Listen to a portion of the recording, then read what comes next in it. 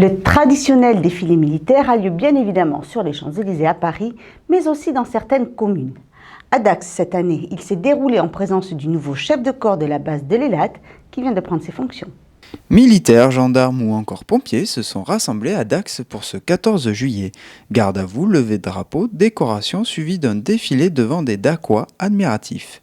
Plusieurs uniformes y sont habitués, mais pour d'autres c'est une découverte. Je découvre, puisque je viens de prendre mes fonctions. Donc c'est un véritable honneur d'être à la tête d'une école ou d'un régiment.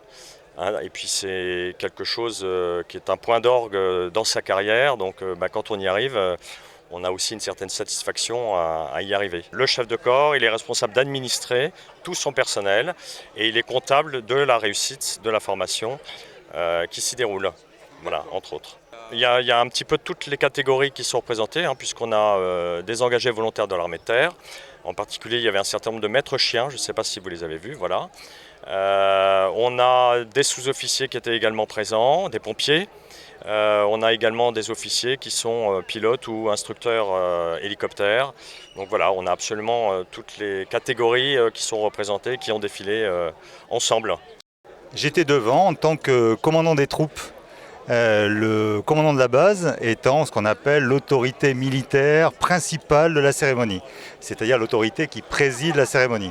Voilà, c'est le cérémonial militaire, voilà, qui veut ça. On a une autorité qui préside la cérémonie et un commandant des troupes qui donne tous les ordres et qui est en quelque sorte gentil organisateur, on va dire, de la cérémonie.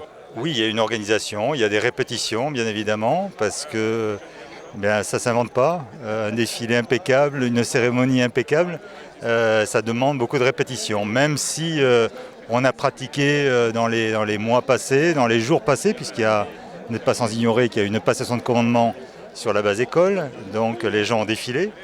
Mais il n'empêche qu'il faut sans cesse répéter et répéter encore pour que ce soit impeccable.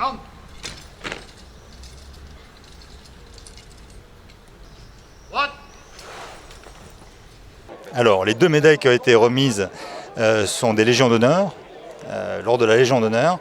Là, le grade d'officier de la Légion d'honneur pour un ancien militaire et puis un officier en activité, un capitaine qui est instructeur hélicoptère, qui lui a été fait chevalier Légion d'honneur. Un grand moment pour ces hommes qui voient en ce jour une réelle reconnaissance. C'est d'abord un honneur de défiler. Et puis c'est en même temps un grand plaisir parce qu'on est très très bien accueillis par la population dacquoise tous les ans. Voilà, tous les ans, le succès est toujours aussi important. Donc ce lien armée-nation est toujours aussi fort. Donc c'est important pour nous de sentir que la population est derrière nous. Voilà. Le 14 juillet, c'est l'événement national. Quand la base école vient défiler au milieu des Dacquois, c'est l'unité nationale, voilà, c'est l'unité nationale et c'est la fête aussi également des militaires au sein de la ville. Donc voilà, c'est un grand moment.